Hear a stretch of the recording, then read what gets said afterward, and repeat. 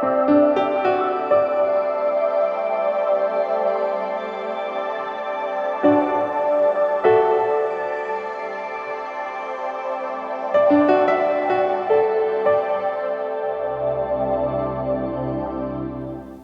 buonasera a tutti, benvenuti all'Ateneo Veneto, benvenuta Ilda Boccassini. A Ottavia Piccolo non diamo un benvenuto perché è di casa e noi la ringraziamo per questo. E io ho deciso questa volta di non fare una delle mie solite introduzioni, perché lasciamo la parola a Ilda Boccassini e a Ottavia Piccolo. Credo che Ilda si troverà un fuoco di fila di domande, perché un ex collega e una grandissima amica come Ottavia, insomma, le domande arriveranno. Però ma ha sempre la facoltà di non rispondere, però. No, dimentichiamo. Non è corretto.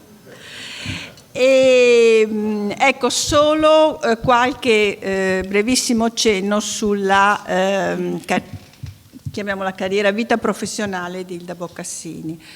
Dopo una breve parentesi alla Procura di Brescia, entra alla Procura di Milano nel 79 e sostanzialmente lì si svolge, con qualche breve parentesi di cui parleremo, la sua vita professionale nella famosa stanza 30 che prende e non abbandona mai, nonostante anche gli avanzamenti di carriera, che è il titolo del libro che ha scritto. Inizia subito con delle inchieste importanti.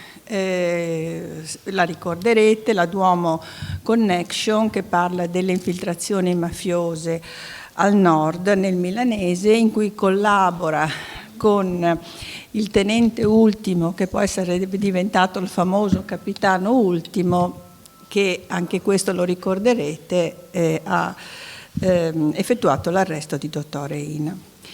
Durante questa inchiesta conosce e collabora con Giovanni Falcone, con il quale intratterrà un rapporto molto intenso, professionale e amicale. E infatti quel 23 maggio del 92 segna uno spartiacque nella sua vita, quel 23 maggio 92 seguito da quel 19 luglio del 1992 con le stragi di Capaci e via D'Amelio, perché decide di essere applicata a Caltanissetta. Caltanissetta era la procura che si occupava dell'inchiesta sulle due stragi, perché voi sapete che siccome le stragi sono accadute a Palermo deve essere un'altra procura, un altro tribunale ad occuparsene, in questo caso Caltanissetta. Quando un ufficio è in difficoltà, e Caltanissetta lo era perché le indagini, accanto a quelle che già facevano, le indagini sulle strade erano indagini molto pesanti, chiede l'applicazione, cioè chiede che qualche pubblico ministero o giudice vada ad aiutare. E Ilda Boccassini risponde subito.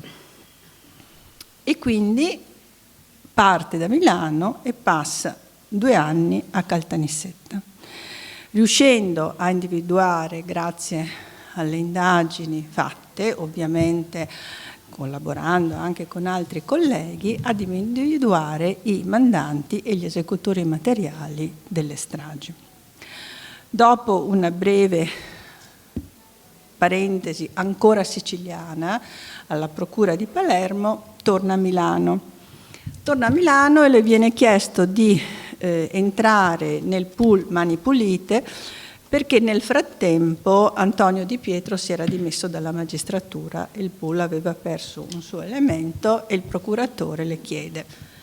Ilda Boccassini, lo dice lei stessa che è un soldato, un soldatino, dice va bene, entro nel pool Mani Pulite. Mani Pulite è una delle tante inchieste importanti che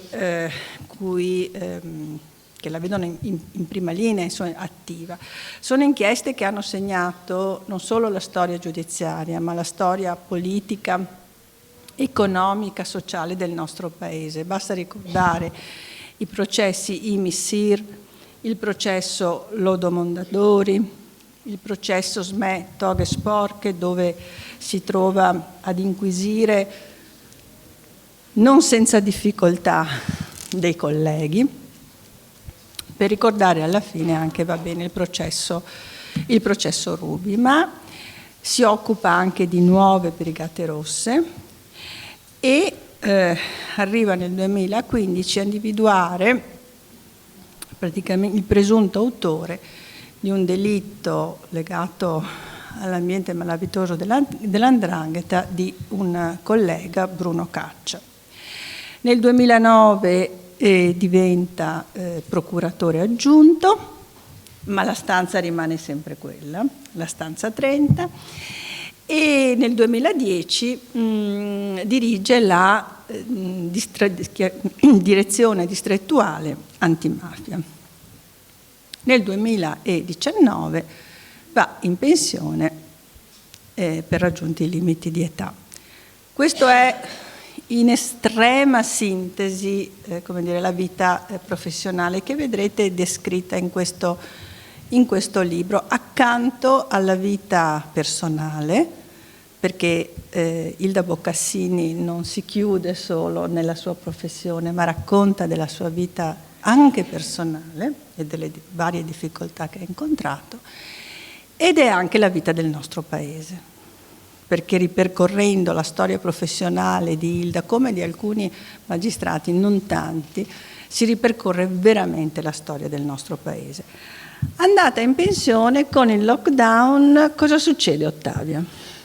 Succede che credo abbia voglia di fare i conti con la sua vita e quindi, poco prima di andare in pensione, ho cominciato a fare pulizia nell'ufficio in cui ho lavorato per decenni, a riguardare vecchie carte per decidere cosa conservare. Operazione non facile, perché è come maneggiare brandelli di vita, ritagli di gioia e di dolore, di speranza e di frustrazione. Ma è stata la mia vita e spetta solo a me decidere cosa farne. Mi sono messa a rileggere alcune lettere ricevute negli anni, ne ho conservate parecchie perché ricevere apprezzamento e incoraggiamento da parte di tanti cittadini comuni mi è stato di conforto, specie nei momenti bui. Ma ho conservato anche i messaggi cattivi, quelli che mi auguravano la morte e molto altro non riferibile per decenza.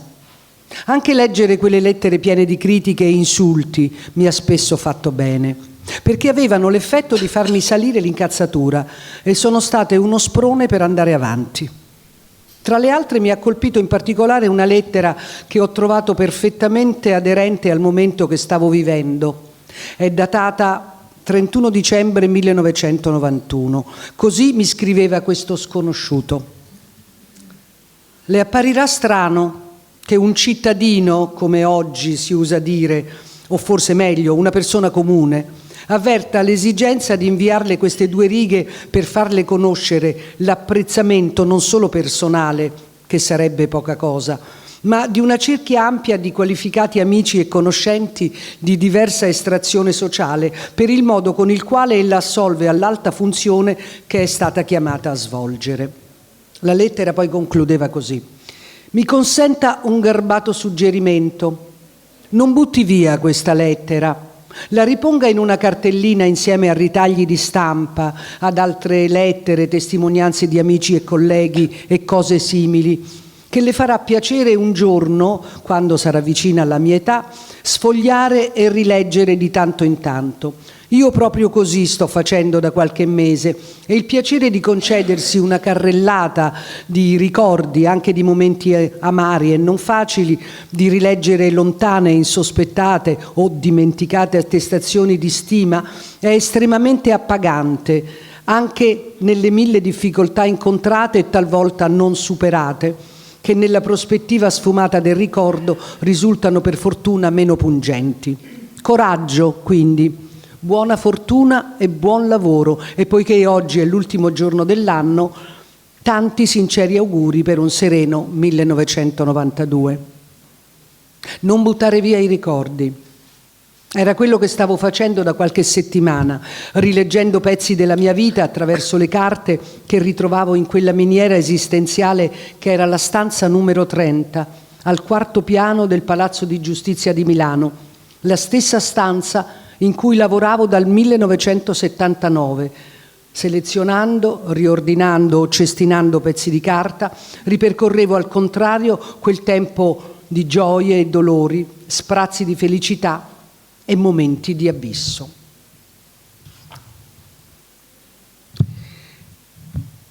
Quando arrivammo in procura, come ho detto, 9 uditori, tra cui 6 donne, Gresti non fu affatto contento, anzi ci accolse confidando maliziosamente al cronista giudiziario del Corriere della Sera, che ovviamente ne scrisse un articolo, il suo disappunto per l'arrivo di tante donne, lasciando intravedere il rischio di chissà quali disservizi all'interno dell'ufficio. Corriere Milano dell'11 giugno 1979, titolo: 7 giudici lasciano, in arrivo alla procura 6 donne di prima nomina. Svolgimento. Alla procura si ritiene che, al di là della preparazione e delle capacità innate delle singole persone, il lavoro inquirente poco si adatti alle donne, specialmente se alle prime armi.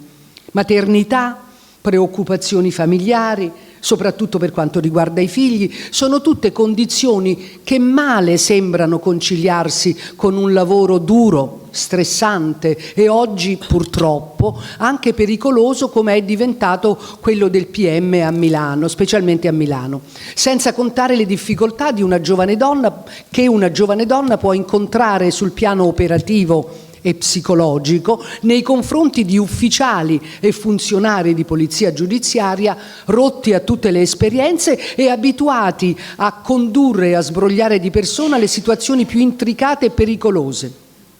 Insomma, il procuratore associava il nostro arrivo all'inizio di un periodo molto difficile per l'ufficio. Gli anni successivi avrebbero dimostrato quanto si sbagliasse, ma in quel momento il messaggio ci parve molto chiaro: le donne non sono adatte a fare il pubblico ministero.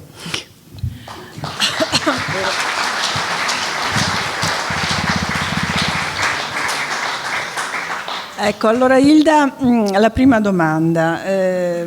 Certamente questa accoglienza non è stata buona, ma non è stata buona anche per altre colleghe. Abbiamo fatto recentemente, e guardo le mie ex colleghe qui, un incontro sulle prime donne in magistratura e insomma l'accoglienza fu la stessa, cioè, ma poi senza ritegno, cioè magari uno può pensarlo ma non dirlo, invece proprio lo hanno verbalizzato chiaramente. E allora da 6 del 66 siamo diventate la maggioranza adesso, forse questo dovrà far riflettere qualcuno. Ma la domanda che volevo farti era questa, perché io sono stata molto colpita dal tuo libro, di come tu abbia, come dire, fatto capire quanto l'essere donna facesse la differenza in alcune situazioni. Penso ad alcune scelte che hai fatto, poi ne parleremo di Caltanissetta, ma penso anche al modo in cui sei stata denigrata. Cioè Hilda Boccassini è stata portata sugli allori, ma ha avuto attacchi pesantissimi. Guarda caso gli attacchi, oltre alle pallottole, vabbè, che quelle arrivavano probabilmente anche agli uomini, gli attacchi erano troia, puttana, farai la fine di Franca Rame, attento ai Fiat Ducato, e tutti ricordate cosa è successo.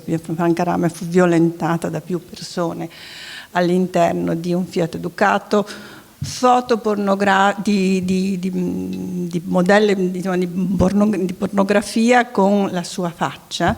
Ecco, come hai vissuto l'essere donna, donna magistrato e donna magistrato molto in vista? Beh, è un discorso complesso, anche perché è difficile superare momenti, diciamo, di emozione interna a quella che poi ti aspetta la vita pubblica. E non è stato facile, come penso che non sia facile per tantissime donne, però a un certo punto io sin da piccola volevo fare il magistrato.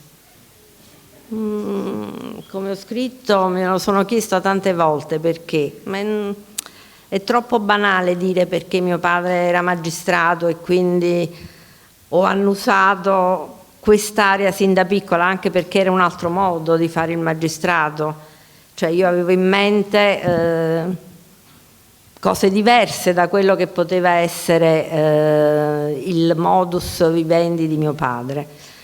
E quindi con tutte le mie amiche, che naturalmente chi lettere eccetera, io giurisprudenza perché volevo fare il concorso.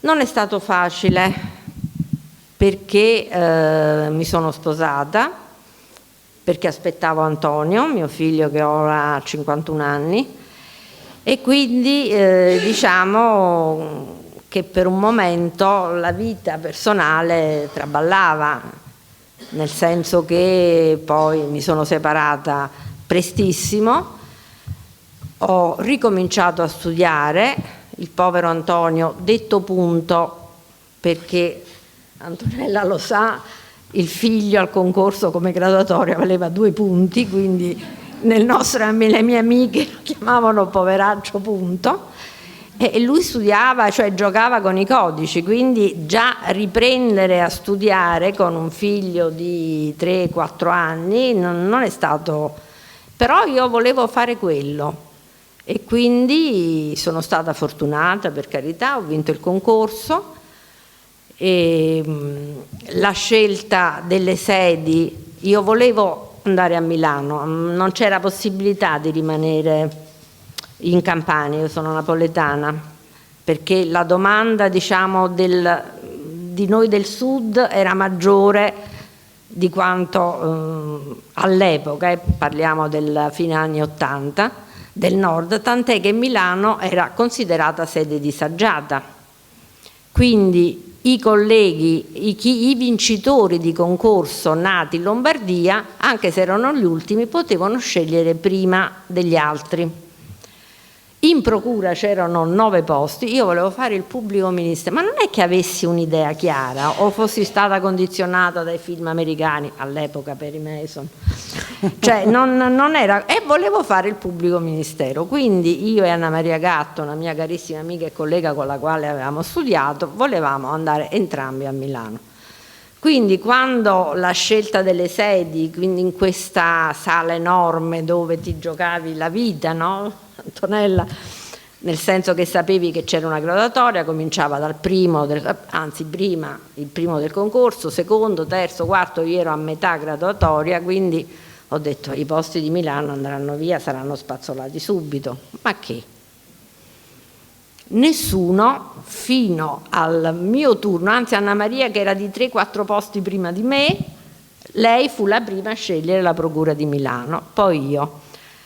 Quando Piercamillo Davigo, che è del mio concorso, che lui scelse con priorità perché era lombardo e quindi sapendo, era sempre la mia grande soddisfazione, Piercamillo è un genio ed è uno che premevi un bottone e ti recitava tutta la Cassazione, però era l'ultimo e quindi lui scelse Vigevano.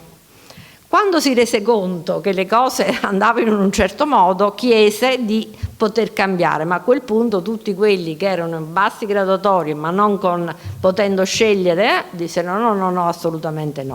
E quindi mi ritrovai a Milano. Partii non con la valigia di cartone, con mio figlio che aveva 6 anni, e con questa un'avventura, cioè cominciava, io e mio figlio cominciavamo una vita. C'erano le paure, le ansie di affrontare un mestiere che una cosa è fare l'uditorato, una cosa è studiare, una cosa fare poi pratica.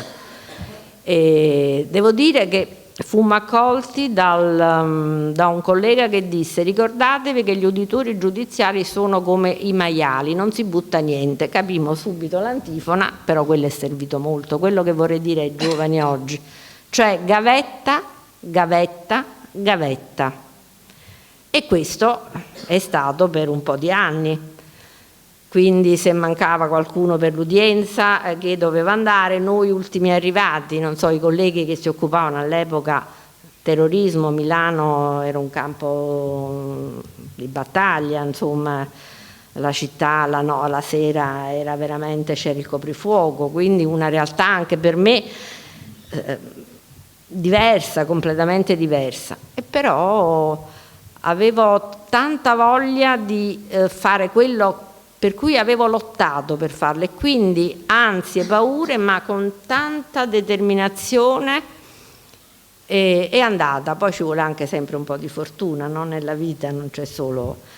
E quindi è cominciato questo percorso difficile, però io penso di essere stata una privilegiata, perché ho fatto il lavoro che volevo fare. Malgrado tutto? Malgrado tutto, sì. Malgrado tutto, ho fatto il lavoro che amavo, che volevo fare, il senso dello Stato, la passione per le istituzioni, e quindi sono una donna fortunata, privilegiata da questo punto di vista, ne sono consapevole.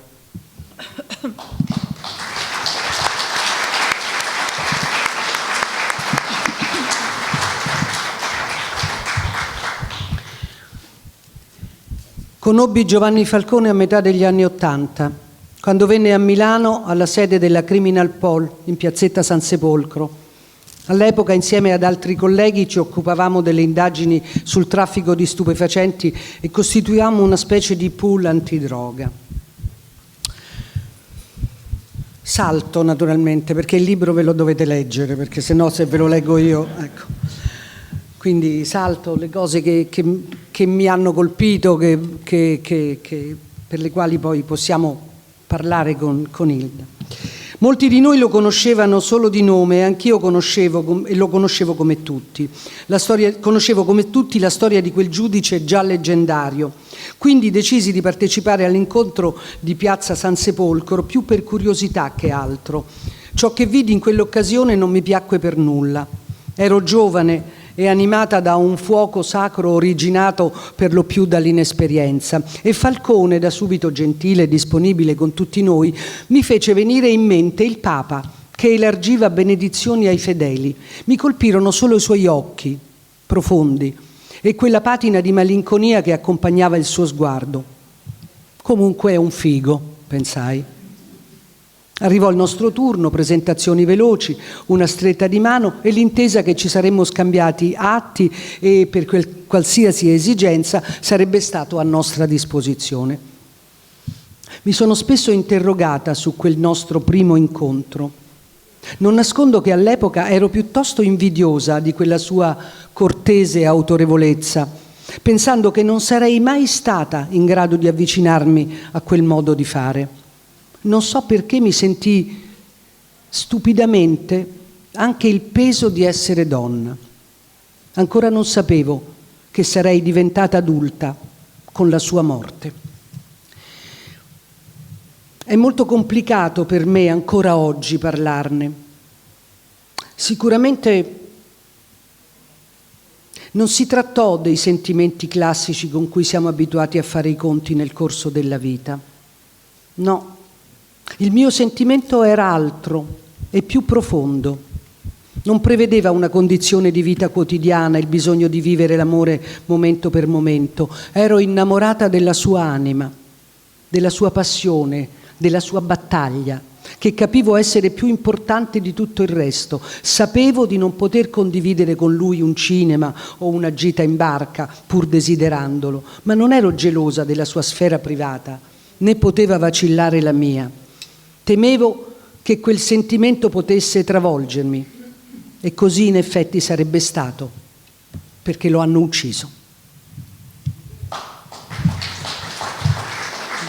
Mi fermerei qui perché una cosa che voglio io domandare a Hilda.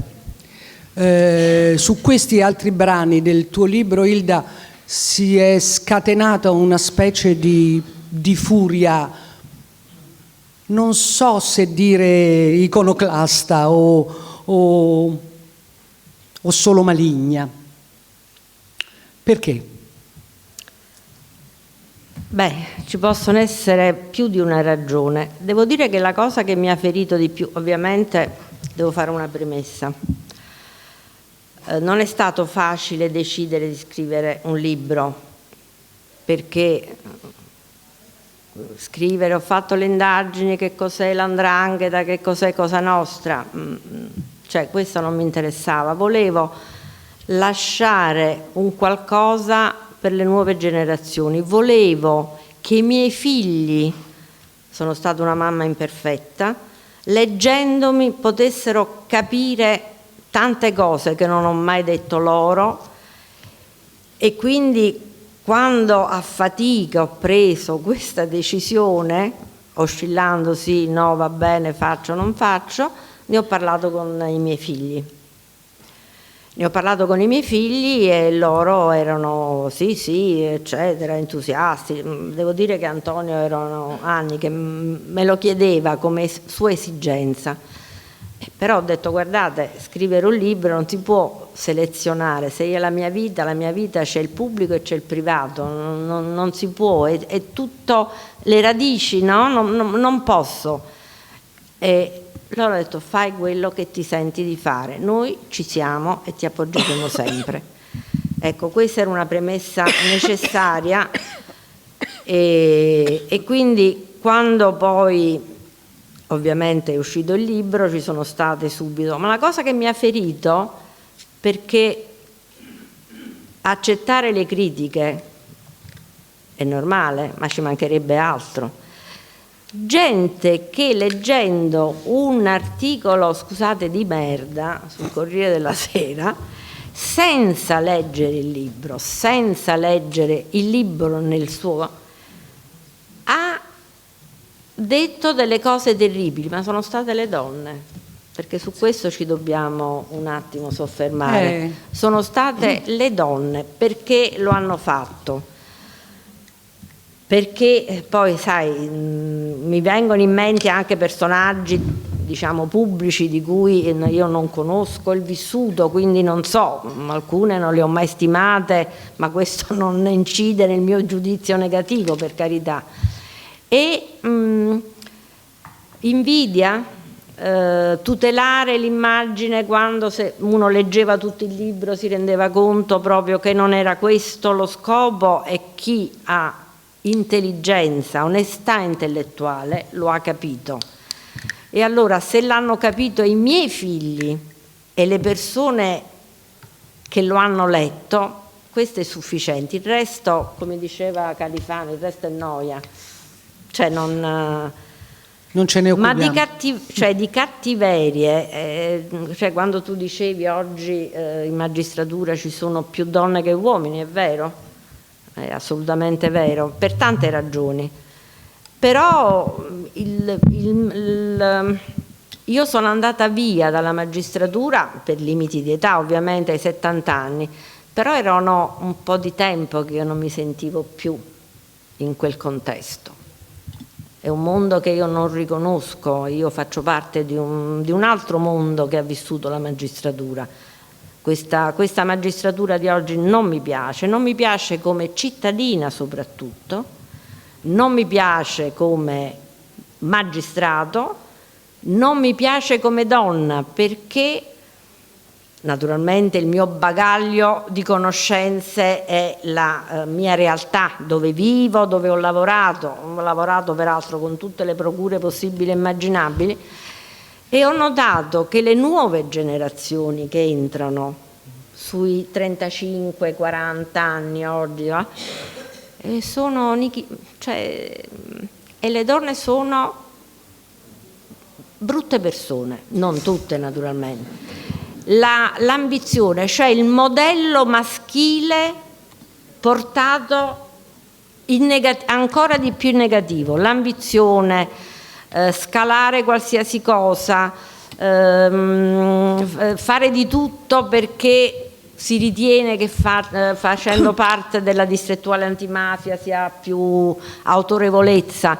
Ecco, questo che mi preoccupa, mi ha molto preoccupato, e devo dire su questo, io sono napoletana, non sono una persona pessimista, ma sono realista, e quello che vedo intorno non mi piace affatto, e quindi le donne in questo sono state quelle che mi hanno colpito di più, non lo posso negare, non lo posso assolutamente negare, perché lo fanno, perché lo hanno fatto per invidia, per meschinità, molto l'invidia, cioè di gente che diceva la vita che fai non la farei mai, però tu vieni sui giornali, cioè, qual è il problema?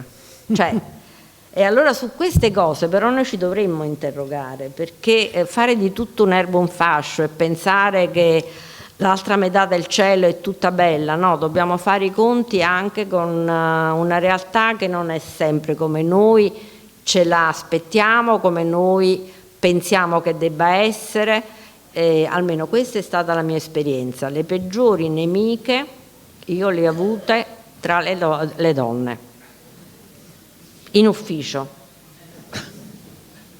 e anche, vabbè, e dico ufficio, la Procura di Milano, ma anche fuori, mi sono sempre dovuta confrontare con la loro cattiveria, che ti ferisce di più, cioè diventare cattivo poi per che cosa? Perché tu poi, se c'è stata una persona che ha cercato sempre di evitare, eppure questo mi è stato rimproverato, tu lo fai perché, un po' come il film di Nanni, no? Del nostro amico Nanni, cioè se vado, se mi metto così è meglio, mi vedono di più, mi notano di più, ecco, cioè anche questo, cioè nel senso che se io non apparivo, facevo delle cose, e allora perché? Perché evidentemente sapevano che il mio potere, che è stato sempre quello, mi avrebbero fottuto molto prima, è stato di lavorare. Il mio potere era il mio lavoro, che per fortuna, perché sono una rigorosa, perché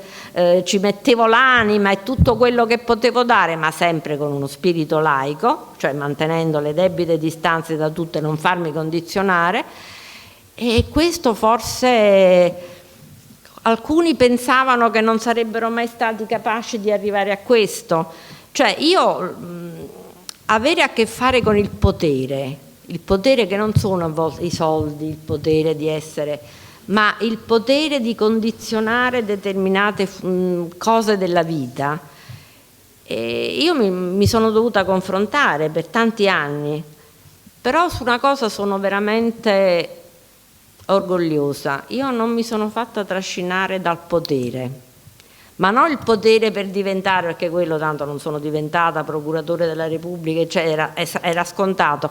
No, il potere di essere rimasta quella che sono, cioè una persona che ama la vita, che si è sacrificata, che ha accettato dalla vita quello che gli è capitato, ma sempre mantenendo i piedi per terra. Questo è una grande opportunità per le donne, almeno per me è stato così, mentre avendo lavorato la maggior parte con colleghi maschi, devo dire che perdere quella fetta di potere che era non so, l'applauso, cioè l'applauso che la gente faceva diventava una forma come dire, di necessità.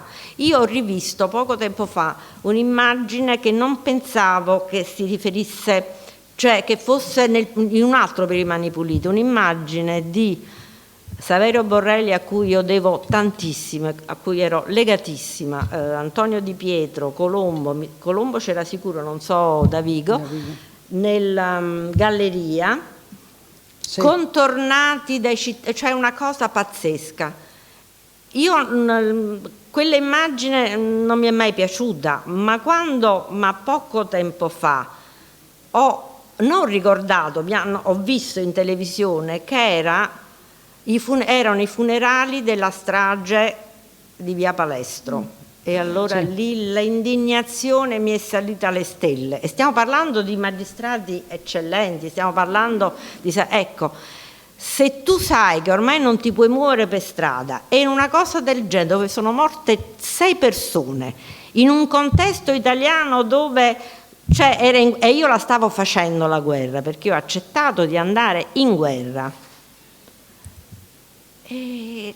Questo mi ha veramente colpito molto, vederli in quel frangente che si andava a piedi. Non ci puoi andare a piedi.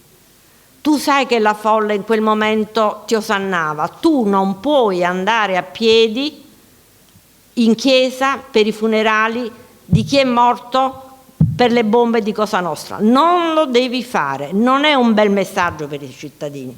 E questo si ripete ancora oggi, non su questo argomento. Ecco, questo non mi indigna molto. Beh, hai ragione, hai perfettamente ragione. Difatti noi, allora, piccola premessa anch'io del mio rapporto con Ilda. Abitavamo vicine a Milano, anzi abbiamo abitato vicine senza saperlo per un po' di tempo, anzi lei sapeva che c'ero io, perché vabbè, comunque io già facevo questo mestiere e lei invece era un giovanissimo magistrato. Poi ci siamo spostate tutte e due, siamo finite ad abitare vicine in una strada di Milano, poi ci siamo conosciute per la strada e siamo amiche. Ecco, dopo un po' che eravamo amiche e ci frequentavamo, è arrivato il momento di Mani Pulite e lei se la prendeva con me e con mio marito ogni tanto senza che noi facessimo niente, perché diceva: ecco, voi andate in giro ad applaudire, non si fa, non si deve fare, noi facciamo il nostro mestiere e i cittadini devono aspettarsi che la gente faccia il suo mestiere ma senza applausi. Ma noi non andiamo a applaudire nessuno. No, voi andate, io lo so. Invece veramente noi non andavamo a applaudire nessuno, ma lei ci, scusate la parola, cazziava tutte le volte perché leggeva sul giornale che c'erano state appunto processioni, cose eccetera, e questo la indignava. Io lì per lì, dico la verità, un pochino mi dicevo: ma perché, scusa, mi sembra una cosa bella che la gente, la società civile, come dire, partecipi. E dice: ma non deve essere una cosa eccezionale. Noi facciamo il nostro mestiere, punto. I cittadini devono essere felici che noi facciamo il nostro mestiere bene, ma non ci deve essere questo tipo di divismo. Ecco, una cosa che non ha mai voluto e si capisce da com'è, dalla sua vita, dalla sua storia, è essere una diva. È diventata famosa malgrado appunto questo suo atteggiamento. Non avrebbe voluto. Ma questo irrita molto, secondo me. Questo irrita un po', perché dice irrita. Come, scusa, cioè, ma noi siamo contenti se ci applaudono, perché tu no? Ecco, questo era il meccanismo. Sì. Questo era il meccanismo. Anche perché, come dire, la vita è mutevole.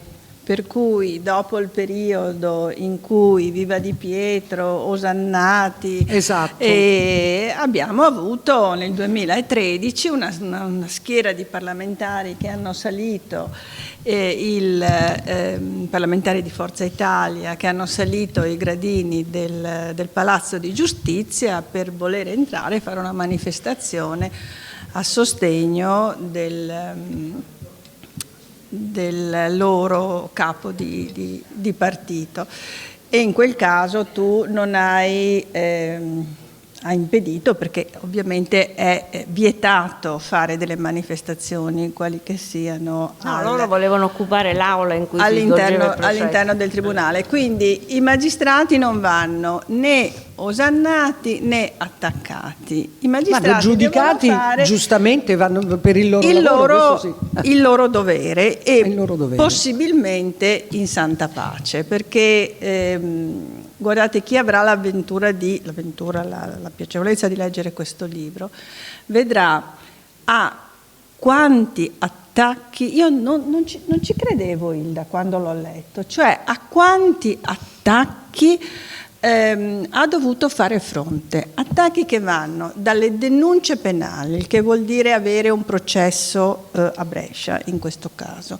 le interrogazioni parlamentari, le richieste, i procedimenti disciplinari fatti al Consiglio Superiore della Magistratura, cioè tutte cose molto importanti in relazione ai quali tra l'altro devi ristudiare, scrivere, rispondere, perdere perché non è impiegare il tempo, perdere del tempo che potresti dedicare al tuo lavoro. Io non so come hai fatto, perché alla fine mi ero messa ad elencarle, ma mi sono anche stufata poi di elencarle, perché era tutta una. Ovviamente le più strampalate, le più stravaganti, come dicono i giuristi, ictu oculi, infondate, ma intanto iniziano i procedimenti e intanto tu devi conservare la serenità. Come hai fatto? Lucida follia, non lo so.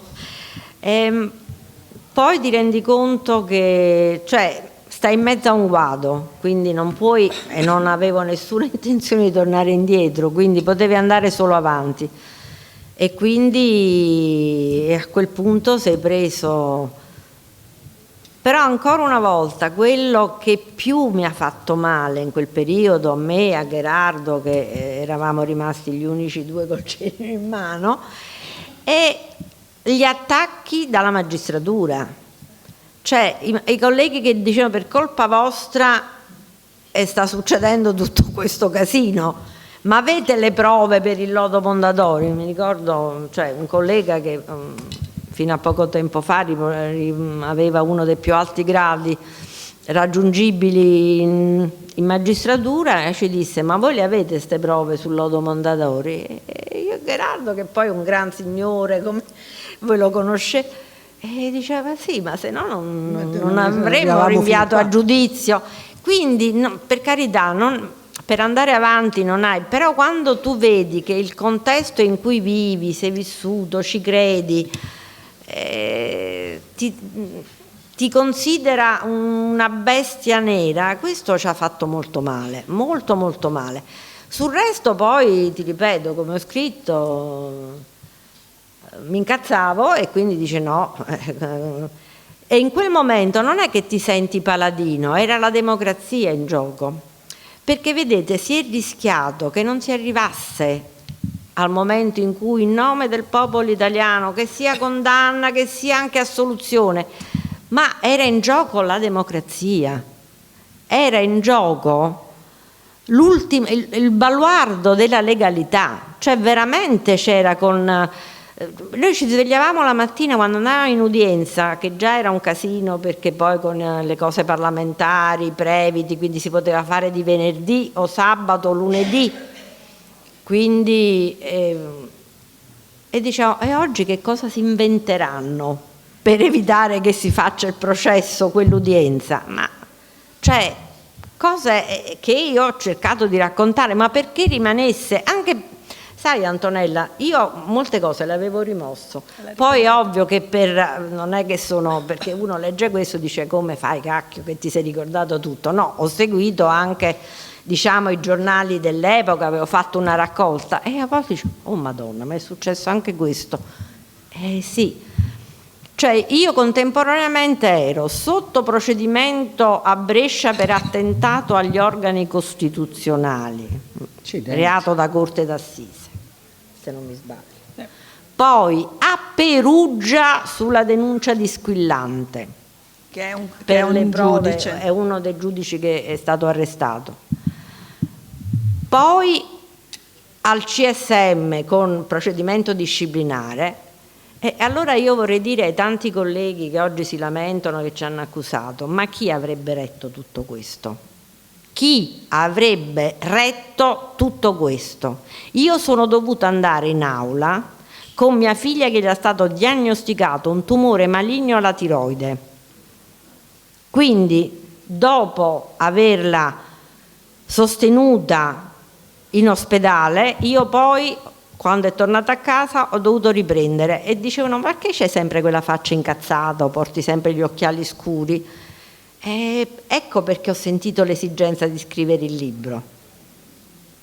Era doveroso e mi auguro veramente che lo leggiate, perché è un messaggio poi anche di amore, cioè nel senso che nonostante tutto io, come dicevo prima, ho fatto la vita che volevo. Poi certo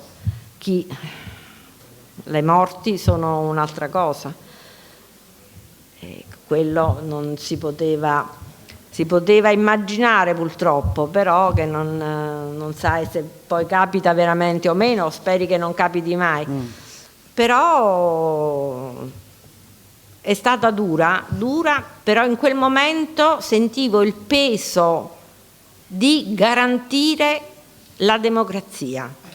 Nei momenti bui di questi paesi, che è durato tanto, non è che è durato un giorno o un mese, e quando miracolosamente, almeno per il lodo, si è arrivati al giorno in cui si sono alzati e hanno detto: in nome del popolo italiano, me ne frega che sono stati condannati, perché è proprio dire, ecco, ce l'abbiamo fatta, ma ce l'abbiamo fatta non per noi, perché il principio di legalità, che la legge vale per tutti, era stata applicata con fatica. Allora quella è stata la gioia più bella che io, ma non perché furono tutti quanti condannati, perché si era arrivati a quel momento. E se leggerete il libro anche in una maniera, con le scarpe che mi andavano strette quella mattina, perché appunto, siccome non si sapeva ed eravamo convinti che si fossero inventati un altro per non fare udienza, quando il Presidente ha detto così, parola al pubblico ministero, io certo non potevo andare a casa a cambiarmi, cioè 9 ore in piedi con le scarpe strette, ragazzi, è stata dura, ma proprio dura. A proposito, faccio un po' di... I famosi capelli rossi di Ilda La Rossa. In realtà il colore dei miei capelli è un normale castano, senza infamia e senza lode, ma fin dagli anni della giovinezza mi piaceva tingermi con l'ennè, un segno di libertà molto in voga tra le ragazze che negli anni 70 tenevano alla loro emancipazione e volevano farlo vedere. Nel corso del tempo ho cambiato tante sfumature, a volte più leggere, a volte più intense, da sfiorare l'arancione. Penso dipendesse dall'umore, o meglio, dal grado di arrabbiatura del momento in cui andavo dal parrucchiere. E questo noi donne lo possiamo capire. Condividiamo. Il 25 mattina decisi di andare con indosso lo stesso tailleur che avevo scelto per incontrare Giovanni al Ghisleri pochi giorni prima. La lettura del dispositivo era prevista intorno alle 11. L'orario tassativo, perché l'Associazione Nazionale Magistrati aveva indetto per le 12 in Aula Magna una commemorazione dei colleghi uccisi a Capaci. L'aula della Duomo Connection era, ironia della sorte, proprio di fronte all'Aula Magna.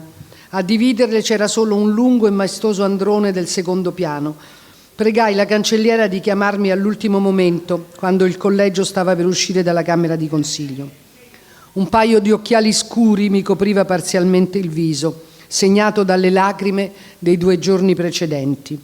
Ho sempre portato gli occhiali da sole, anche quando nei primi anni a Milano la nebbia la faceva da padrona.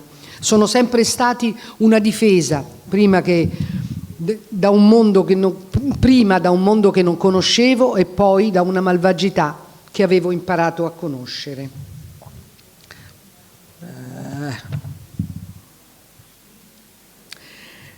Qui salto, ma vi do questa cosa perché poi ce l'ha riraccontata poco fa a me e a Antonella e siamo morte da ridere. Le sensazioni più forti le ho vissute volando in elicottero per gli spostamenti da Caltanissetta a Palermo, da Roma per le isole di Pianosa e Asinara dopo la strage di Via D'Amelio. L'allora ministro della giustizia Claudio Martelli aveva deciso di ripristinare le carceri dismesse da alcuni anni e dove furono trasferiti in una notte frenetica i mafiosi detenuti più pericolosi. Non sempre i voli erano tranquilli, mi è capitato di viaggiare in condizioni climatiche pessime, con nebbia, vento o pioggia, però l'elicottero mi trasmetteva un enorme senso di libertà. Certo, dovevo stare attenta a cosa indossare, perché nel turbinio in cui ci si trova quando si sale o si scende, la gonna non è davvero indicata. Gli uomini sono fortunati anche in questo. Solo una volta non ho pensato alle conseguenze di quelle particolari condizioni e arrivati all'eliporto quasi non volevo scendere dall'auto. Indossavo un gonnellino a pieghe di seta, calze a rete e scarpe con tacchetto, un abbigliamento decisamente incongruo per la situazione. Mi feci coraggio. Pregai un poliziotto della scorta di reggermi la borsa, con le mani afferrai i lembi della gonna per non farla svolazzare e così riuscì, un po' goffamente, a salire la scaletta, peraltro scomodissima. Ho ancora in un armadio quella gonna allegra e giovanile, anche se non l'ho più indossata. Quel capo è tra le mie reliquie personali, come il tailleur blu che indossavo a Pavia il 13 maggio e il giorno della commemorazione di Giovanni. Anche quello è un abito che non ho mai più smesso. Chissà, forse è arrivato il momento di liberarmi anche di questi feticci, per non parlare poi degli orecchini e delle collane. Ecco, devo dire che il libro da questo punto di vista è un libro coraggioso, nel senso che Hilda descrive per i momenti topici della sua professione, non so, la requisitoria per un certo processo importante, la volta in cui è stata convocata il CSM, la volta in cui ha incontrato quella persona, ci descrive l'abbigliamento e ci dice anche che ci ha pensato, cioè e questo è una cosa molto bella, perché, e qui parlo per la mia esperienza professionale, entrate in magistratura ci siamo vestite da uomo, perché eravamo convinte che fosse così che si doveva fare, e poi abbiamo scoperto che potevamo essere donne e continuare a fare il magistrato. E Hilda ce lo dice benissimo, infatti su questo poi abbiamo avuto uno scambio sulle collane incredibile, e questo mi piace molto, perché il coraggio di essere se stessi, nonostante un lavoro serissimo, dei processi incredibilmente importanti, dove sei sotto i riflettori perennemente, e il coraggio, ripeto, di essere se stessi. E lo dice a un certo punto, dice: io in questo libro ho descritto più volte il mio abbigliamento e le collane che ho indossato in occasione di momenti importanti di vita, perché sono elementi che hanno sempre rappresentato un simbolo della mia libertà. E Hilda è una donna libera. Non c'è dubbio.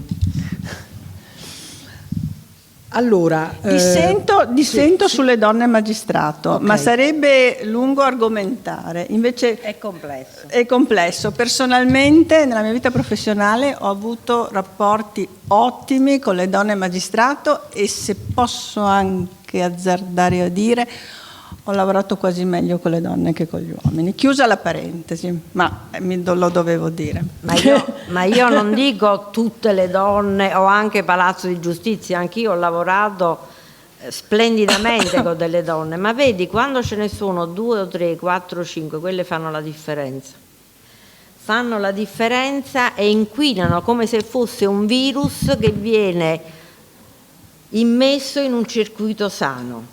E questo va impedito, Antonella, va impedito. Abbiamo avuto esperienze diverse, ma andiamo avanti. Adesso Sì. abbiamo parentesi frivola, ritorniamo alle cose più serie. Ritorniamo alle cose. Ma io avrei a proposito di questo, nascondevo il mio stato d'animo con collane, questo è importante, con collane e orecchini talvolta vistosi. Era il mio modo per esorcizzare la fatica, lo stress, la paura di sbagliare e di un futuro confuso oltre che buio. Per me gli accessori sono un piacevole vezzo. Con la bigiotteria e la chincaglieria colorata che ho raccolto nella mia vita potrei aprire una rivendita. Non esco senza mettermi gli orecchini, un gesto quasi automatico come indossare la biancheria. Collane, spille, bracciali, orecchini sono divisi per colore, dentro contenitori trasparenti, così da avere la mercanzia in bella mostra e sempre a portata di mano in camera da letto. Anche in quegli anni così tormentati, non poche persone apprezzavano i miei accessori, tanto che in diverse occasioni ho ricevuto opinioni gratificanti da qualcuno che mi fermava non per esprimere solidarietà, ma per ammirare da vicino la collana che intravedeva dall'apertura della toga. Vabbè, è molto bello. E anche gli uomini. E anche gli uomini, certo, uomini. perché no? Sì, sì. Quindi valeva doppio. Sì. Chiudiamo questa parentesi e torniamo a quel 92 che è stato a quel 23 maggio del 92. Mi fai tornare indietro che io l'avevo dato per... Pagina 22-23. Infatti. No, 22-23, sei sicura? No, scusami, hai ragione No, tu. 42, 39-42. ecco. Si sbagliano anche le donne. Raramente. Raramente. No, ma questo l'abbiamo già detta, non mi fate confondere. Non mi fate confondere. Sei arrivata da 54-55. Chissà che arriviamo giusti. Che dica? 54, 50, ma fa la tombola. 54, 55. Io l'avevo data per... No, perché è un momento sì, fondamentale per la vita personale e professionale di Ilda. Quel 23 maggio mi trovavo in una stanza del San Raffaele, al capezzale di mio padre, ricoverato in gravi condizioni. Sarebbe morto il 23 luglio a 79 anni. Terminato l'orario di visita ero uscita dal padiglione e mi ero diretta verso le auto di servizio che mi aspettavano. L'espressione cupa, immobile, sui volti degli uomini della scorta non lasciava dubbi.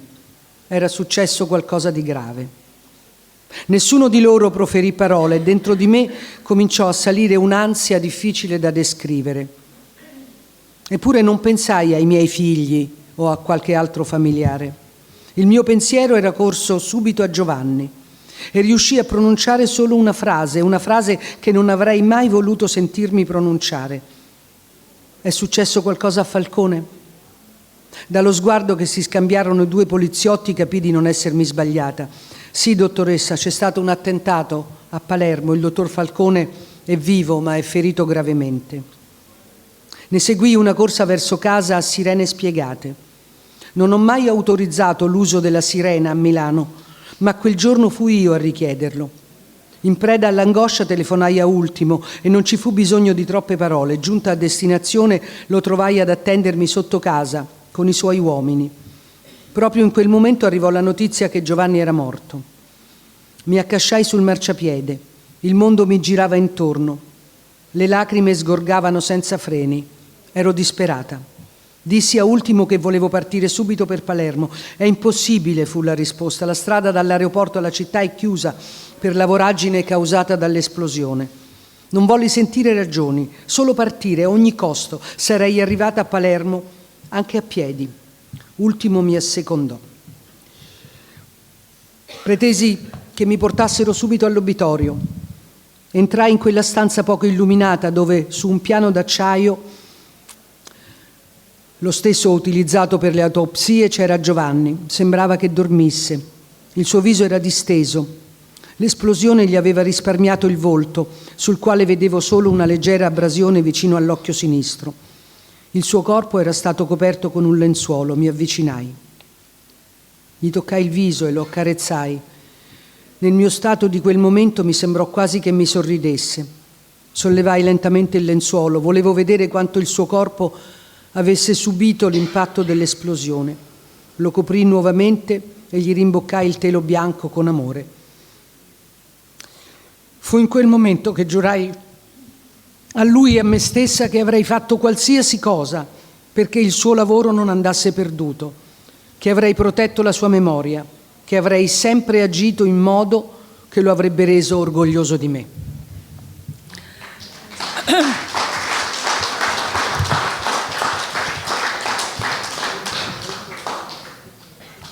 Non ti chiedo cosa hai provato in quel momento, perché sono cose personali e secondo me indescrivibili.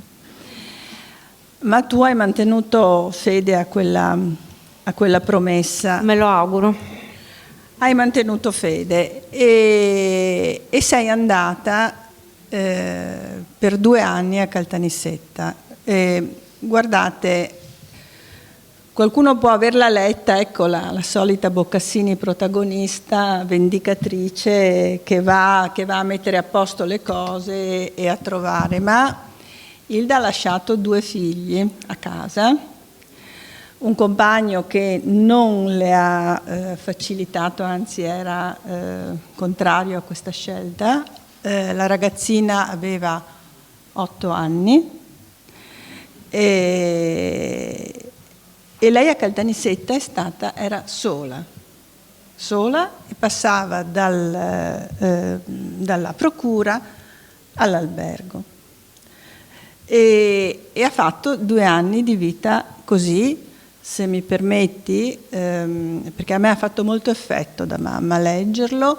Ha dovuto sapere che ad Alice erano venute le mestruazioni da una telefonata. Il momento in cui una mamma e una figlia devono essere vicine sono momenti annunciati, ma in cui devono essere insieme, e lei era a Caltanissetta. Allora io vorrei che tu mi parlassi di questo, di come hai fatto questa scelta, il perché lo sappiamo, ma quanto ti è costata forse non lo mettevi in conto, probabilmente. Ecco, vorrei che tu mi raccontassi quegli anni. Allora, io non ho scelto di andare giù, mi è stato chiesto, questo ogni volta che... L'hai detto nel libro, è vero. Che intervengo sul punto lo voglio precisare, quindi mi arrivò questa telefonata, peraltro da colleghi giù Caltanissetta che io non conoscevo, e cioè la prima dicevo vabbè sarà uno scherzo, non ci ho pensato, la seconda che era proprio il procuratore poveraccio che era stato nominato il giorno prima della morte di Paolo Borsellino, quindi era anche lui appena arrivato a Caltanissetta, a Tinebra, e allora sai, il tarlo ha cominciato a lavorare. Mi sembrava una cosa impossibile da fare, cioè la mia prima reazione emotiva dentro di me, senza consultarmi con nessuno, era no, non ce la posso fare, come faccio? Però poi più passava il tempo e più dicevo ma perché? Perché io non devo farlo? Se lo voglio fare dentro di me, nella mia testa lo voglio fare, io voglio andarmi a confrontare con quella realtà. Non ho trovato neanche, come dire, un aiuto dagli amici, persone che mi volevano bene, che mi vogliono bene, che dicevano ma no, ma non puoi andare, non puoi lasciare i tuoi figli, Alice che ha appena 8 anni, quindi c'è stato un muro, ma vi parlo di persone come me, come Ottavia, come Antonella, che da un lato mi volevano proteggere, dall'altro c'era quella... Sembrava impossibile da capire che io... peraltro si era in guerra, cioè voglio dire, quello che succedeva con quest'Italia spaccata in 2, Milano, Mani Pulite e giù i sacchetti di sabbia con i soldati, cioè questa era l'Italia in quel periodo. E come ho scritto nel libro, sapete quando uno si attacca alle cose, dice no, ma io non posso andare a Caltanissetta, e il mio parrucchiere non c'è, come faccio? Cioè noi donne siamo capaci in questo di crearci delle cose, e difatti l'ho ricordato e l'ho anche scritto nel libro. Dopodiché, vabbè, il mio compagno all'epoca, Alberto, era contrarissimo, e a questo punto è stato lacerante, e a un certo punto ho detto sì, vado verso l'ignoto perché non c'era sostegno, cioè non c'era sostegno familiare, non c'era sostegno degli amici, non c'era sostegno di niente. Quindi ho detto no, vado, e vai contro l'ignoto, in una terra, una città orribile, Caltanissetta, peraltro, tu dici stai in Sicilia, ma spero che nessuno sia di Caltanissetta, no, però oggettivamente brutta. I dintorni sono belli però, sì, no, diciamolo perché chi li ha visti? Tu dici sei stato in Sicilia 3 anni perché poi l'anno palermitano, io non ho visto niente della Sicilia, l'ho vista dopo. E quindi poi a un certo punto devi chiudere la porta, non sentire quello che c'è dietro la porta e vai. Arrivata giù, anche lì è stato non difficile di più, perché eravamo noi, c'erano già 2 applicati, però per loro era più semplice perché uno veniva da Catania, difatti tornava a casa ogni tanto, diciamo quasi sempre, e un altro di Messina. Milano è un po' lontanuccia, quindi il procuratore Tinebra, che ancora oggi io mi chiedo perché mi abbia voluto a Caltanissetta, e io una risposta su quello ce ne ho troppe. Spero prima di morire di trovare quella giusta, perché poi è stato uno anche molto chiacchierato, ora è morto eccetera da anni, cocca mia, però io l'ho voluto bene, cioè il vittime e carnefice, no? Che sperimenti, perché mi fece arrivare in questa stanza con un ammasso di carte e disse beh, cocca mia, queste sono le carte, lavora. Questi ammassi di carte messe in ordine eccetera, lavora. Donna, e quindi così avanti. Devo dire che ho avuto, ecco, queste sono le cose che poi ti danno la forza di andare avanti. La mia scorta dell'epoca, quella che io chiamo la storica, chiesero tutti di essere trasferiti a Caltanissetta, quindi avere intorno a me persone, facendo una vita, credetemi, di merda, perché almeno io lavoravo, ma stare fino alle 3 di notte dietro una porta chiusa non è, oppure sballottati a destra e manca, non è là, però mi hanno seguito, come pure un mio collaboratore della Guardia di Finanza, che poi ha trovato l'amore, è rimasto a Caltanissetta, ora ha 2 figli e quindi carino. Diciamo che questo ti riempie di gioia perché hai fatto anche del bene, no? E quindi il contatto con i colleghi, perché non sapevi come prenderli. Avevo capito che, diciamo, la realtà era un po' diversa da come noi a Milano eravamo abituati a lavorare. Quindi il primo mese io ho dovuto, questo albergo bellissimo, che non ho mai capito perché a Caltanissetta c'era questo albergo così sono stata bello. Anch'io, è bellissimo veramente, perché a Caltanissetta c'è una vita. C'era anche l'eliporto lì, no? Certo. Vabbè, la piscina i miei colleghi l'hanno sfruttata molto, io non sapevo neanche dove stava. E quindi ho detto, e ora che cosa mangiava? Si mangiava benissimo.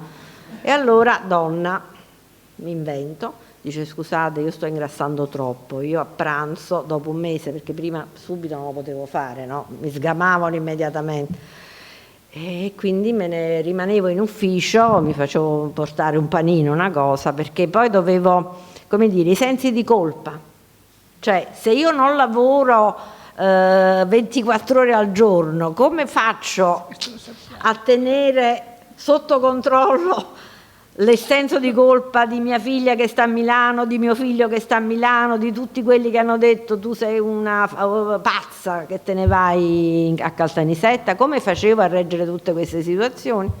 E quindi ti sei chiusa? Mi sono chiusa, come ho scritto nel libro, io potevo andare in pigiama, perché dall'albergo all'ufficio io potevo andare, non si vedeva nessuno, dovevo studiare carte, strategie eccetera. Quindi non è la vita del magistrato normale che ricevi gli avvocati, fai 2 chiacchiere con i colleghi, no.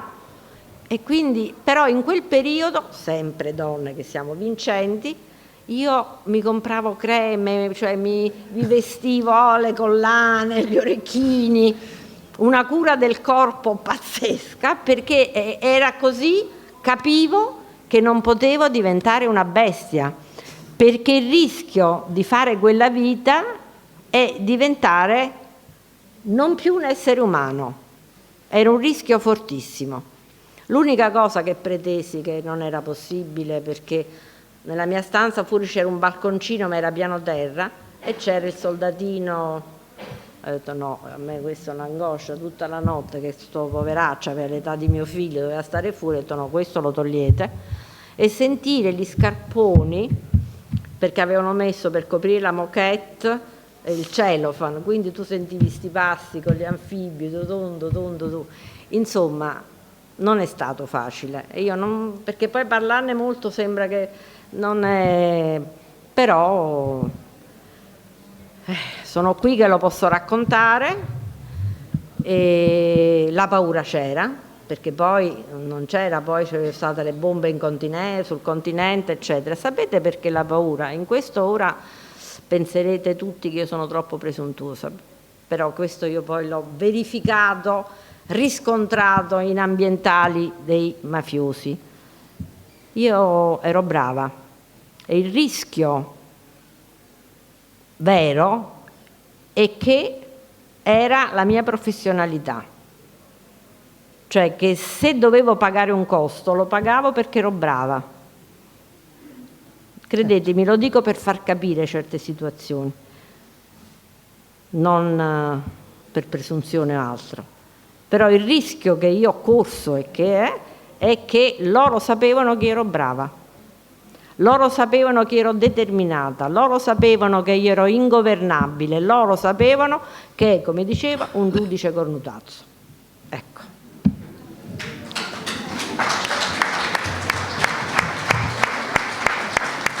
Sì, e a proposito del giudice del PM determinato e del PM donna, hai avuto dei problemi quando c'è stato fatto il sopralluogo di Capaci, che addirittura le forze dell'ordine, la Barbera se non ricordo male, che è stato poi qui a Venezia, quindi lo ricorderete, insomma diceva che non andava bene, perché non andava bene che fosse una donna. Com'era sta storia? Allora, decisi che era necessario rifare il sopralluogo a Capaci, perché vedendo le immagini, non solo in televisione, voi l'avrete viste, spero, perché deve rimanere tutto qui nel cervello, a tutti, che là era un casino. Cioè, come ho anche scritto, mancava il bancariello, pane e panelle, e poi non era stata recintata, andavano tutti, un casino, non c'era, tutti volevano dare un contributo, vero, però non erano organizzati le forze dell'ordine, i vigili, nessuno. Quindi decido di fare questo nuovo sopralluogo, tutto addirittura con l'FBI, perché Falcone, a differenza che in Italia, era amato in America, e quindi mandarono degli agenti dell'FBI, i quali, la cosa simpatica, che chiesero una serie di cose, pensa quanto ci stimavano, in questo lungo elenco, di questo che portava un cappello alla cowboy, me lo ricordo ancora, allora, chiodi, martello, cioè, come a dire... Hanno chiesto, ma dove pensavano di arrivare? Proprio... No, ma poi dice, ma come vi permettete? Ma fa le cose minime, eccetera. Bene, facciamo questo sopralluogo, vengono trovate, e fu importante, le ruote dello skateboard, perché una delle ipotesi a cui io con i periti eravamo certi, perché il condotto era talmente che non era possibile, quindi si era pensato con uno condotto dove è stata messa la bomba, che dove poi è stato messo il tritolo, l'esplosivo. Quindi steso su uno skateboard con una corda, lo butti perché è tanto, poi era molto lungo, quindi quella era una delle ipotesi. Effettivamente in questo secondo sopralluogo trovammo 2 ruote, che poi effettivamente quando dopo fu usato quel metodo per inserire l'esplosivo. C'era una casupola dove diciamo, per come era dislocata, eccetera, con il dottor La Barbera disse, beh, quella va perquisita. Nel frattempo erano partite però intercettazioni telefoniche, cioè tutta la zona era sotto controllo, dove abitava un tale Battaglia, contadino, diciamo. Perquisizione, dice, vengo anch'io. E La Barbera disse, no, lei è una donna, chissà come reagisce, cioè. Naturalmente io mi incazzai e dissi, io vengo, io rappresento lo Stato come lei, quindi io la perquisizione. Quando entrammo, questo Battaglia andò in escandescenze. Poi nel proseguo delle indagini è stato quello dove hanno predisposto una parte dell'esplosivo e dove gli esecutori materiali, non Brusca che stava sulla montagna, ma La Barbera, non il dottor Non quello, un altro La Barbera. E un altro erano lì per far premere per quando si aspettava che la macchina di Falcone arrivasse da Punta Raisi. E come ho scritto nel libro, io sono ancora qua e lui in galera, se non è morto, non credo, perché non so quanti ergastoli poi ha avuto. Beh, sai, lì dovremmo davvero, come hai detto, tutti ogni tanto fare un ripasso di certi momenti della nostra storia recente, perché poi insomma è abbastanza recente, mai abbastanza raccontato. Antonella, hai una cosa, perché io volevo raccontare di questa cosa qui, perché che ora dobbiamo finire? Dici. Quando loro si stancano e cominciano a quando li vediamo stesi, li vediamo stesi. Allora, no, io volevo invece passare a una cosa un po' meno grave. Abbastanza grave, nel senso che, come dice qua, intendiamoci, dice la dottoressa, qualche ammiratore negli anni l'ho racimolato pure io, tra pensionati e coltivatori diretti. Tra questi uno spasimante, poco meno che ottantenne, mi ha scritto più volte e mi ha persino inviato una sua foto in pantaloncini corti, canottiera e un bel paio di sandali indossati sui calzini. Tra le lettere di sconosciuti ammiratori alcune mi hanno fatto persino ridere. Ne leggo un paio così. 24 novembre 1995. Dottoressa, ti ho vista in televisione. Questa volta tutta intera, finalmente. Sei bella robusta e senza pancia. Poi hai i capelli rossi. Basta, che dire altro. Sei la donna dei miei sogni. Dottoressa Hilda, io posso lasciare il servizio dal 1° gennaio 96 e vorrei ricoverarmi nelle braccia di una donna buona e bella come te. Tesoro, io sono innamorato veramente. Dottoressa, io voglio darti tutto l'amore che sono capace di dare. Questa è bella, eh? Poi questa. Spero Cara che tu Hilda, lo abbia considerato. Ci ho pensato. 13 marzo 96. Cara Hilda, ieri sera ti ho rivisto in TV. Quei capelli rossi e selvaggi che mi fanno impazzire, sicché sono rossi veramente. Come te la passi alla Procura di Milano? I tuoi colleghi ti adorano come una Madonna? Io sì. E se non è così vengo lì e faccio un macello e a te ti bacio e ti porto fiori profumati. Vorrei baciarti le mani e i piedi. Un'altra avance postale è senza data, ma è collocabile negli anni dei processi più seguiti dai media. Nella busta c'è anche una mia foto senza più ricci e con la toga, ritagliata da un giornale. Prima era bellissima. Ora con la nuova pettinatura lei è splendida, io la guardo, la riguardo, la desidero, mi sento tutto bello caldo e le dico, le urlo che lei è una donna fino al midollo. Lei piace, rinfocola, rinnova, esalta, scalda, Saturna. Saturna. Spinge, calamita, seduce e brilla. Se uno è dritto lo mette Carponi, se uno è avventizio lo trasforma in imprenditore, se è scialbo ribolle, se è piatto come un foglio sul tavolo diventa una brocca fragrante di elisir. Io l'amo. Brava Flavia. E qui aggiunge giustamente che fossi in grado di saturnare qualcuno è una novità per me e credo anche per i dizionari d'italiano. Grazie. Bella, bellissima. Sì, c'è, come dire, c'è l'altro lato della medaglia però. E si capisce dal tuo libro che la tua è stata una vita di solitudine.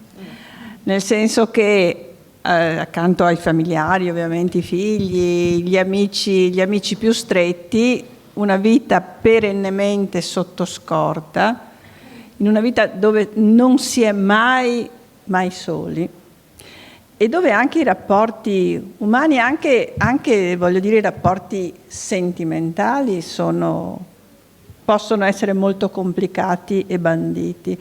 Alla fine tu lo dici, anche questo è bello, dice non lo so, io alla fine sono contenta di quello che ho fatto, però sono adesso una donna single. Quanto ha pesato questa scelta professionale nella tua vita personale?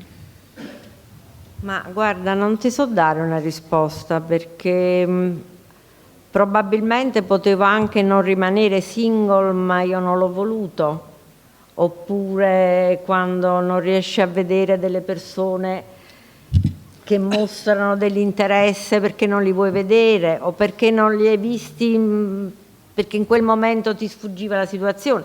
Certo, una donna considerata importante, diciamo così, circondata da persone da scorta, cioè un uomo si avvicina. Non invita. Diciamo che non invita, però che questo, cioè a me i piagnistei non mi piacciono, quindi io non lo so, Antonella, se questo ha solo determinato oppure che io non volevo fino in fondo una cosa del genere. Non lo so, devo essere onesta, non so dare una risposta, però io ho avuto una grande cosa dalla vita, a parte i figli e i nipoti oggi che mi riempiono la vita. Io ho avuto delle amicizie vere. L'amicizia è più importante anche della passione, perché le passioni finiscono, no? Le amicizie quando sono vere rimangono e io nella mia vita sono stata non fortunata di più, perché ho delle amicizie bellissime che mi hanno sostenuto, aiutato e che mi riempiono la vita, e di questo io mi ritengo molto molto fortunata. E una è la tua sinistra. Una è qua. Io sono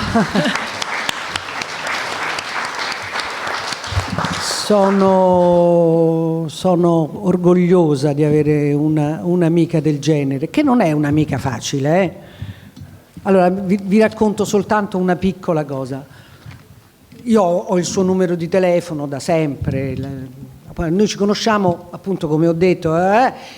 Ecco una cosa, io mi ricordo, ero in Viale Montenero quando è arrivata con la macchina quel 23 maggio. Io l'ho vista partire per l'aeroporto, vabbè, e me lo ricordo ancora, come potete immaginare era, e non ci conoscevamo ancora.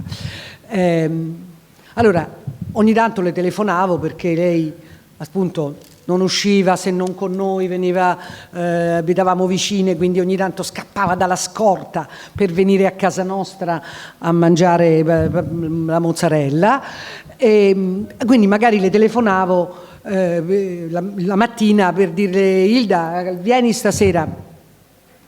Drin, drin, drin. Non posso rispondere! E io dicevo: ma porca miseria, se non puoi rispondere, non rispondere, ma non mi trattare male. Io che c'entro? Che ne so che stai facendo, che stai in una situazione difficilissima. Ma lei è così, perché se sta facendo qualcosa, i suoi collaboratori lo sapevano, la amano tutti.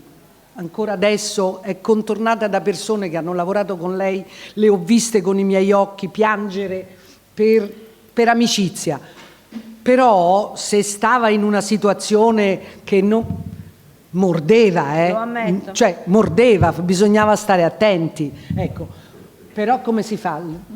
Gli si vuole bene lo stesso. Infatti ha litigato con molti e non lo risparmia in questo libro, cioè tutte le persone con le quali Ilda Boccassini ha litigato sono citati con nome e cognome, sono persone di un certo rilievo. Quindi un carattere facile non ce l'hai. No, non ce l'ho, ma non ho cattivo carattere, come dice, ma perché c'è sempre quel ma, sì, lei è brava, lei è simpatica, ma il carattere, hai capito? È quello che hanno sempre cercato di fottermi così, scusate il termine. Allora, se carattere significa avere carattere, non farsi mettere la sputazza in un occhio, allora ho un cattivo carattere. Poi quello che diceva Ottavia, ma vi racconto questa cosa, ufficio, momento delicato, cioè squilla il telefono e io rispondo, mamma sono Antonio, e io, Antonio chi? Sono tuo figlio! Allora lui mi ha sempre detto, 20 anni di analisi, Antonio chi? A proposito di questo, un caro amico, La finisci con questo. un caro amico, buon conoscitore delle dinamiche della politica, sempre nel tentativo di non farmi scendere nell'arena, mi propose un'analisi più complessiva. Sta parlando del fatto che voleva diventare procuratore e non gli hanno permesso a Milano. Va bene. Tu, cara Ilda, sei brava, lo sai che ti stimo, ma nel bene e nel male rappresenti un passato che si vuole dimenticare. Volente o nolente, sei l'icona della contrapposizione fra il potere giudiziario e il potere politico, che per quasi 20 anni ha avvelenato il Paese. Lo so che non è colpa tua, però la tua nomina sarebbe percepita come la prosecuzione di quel periodo e non come la svolta verso quel clima pacificato che tanti desiderano. Queste parole mi colpirono e mi lasciarono interdetta. Mi sembravano esagerate, una semplificazione eccessiva di un periodo lungo e complicato della mia vita, intrecciata alla vita del Paese. Ma con il passare del tempo ne colgo sempre più la verità. Dall'inizio alla fine sono stata una figura ingombrante per la mia categoria, per la politica e per quei cittadini che mi vedevano come un demonio o come un angelo vendicatore. Ovviamente non sono mai stata né l'uno né l'altro, ma questo è il destino di Ilda La Rossa ed è arrivato il momento di accettarlo con serenità, di elaborarlo come si fa con i traumi e le ferite che guariscono, ma lasciano un ricordo, una cicatrice permanente. Grazie.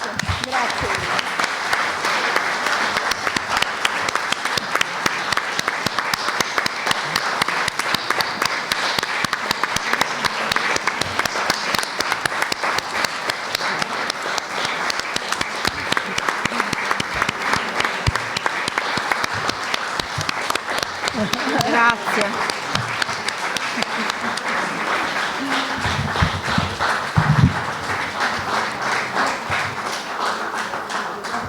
Grazie. Comprate il libro, perché sennò là, tutto questo è inutile. Già fatto, sì, lo so.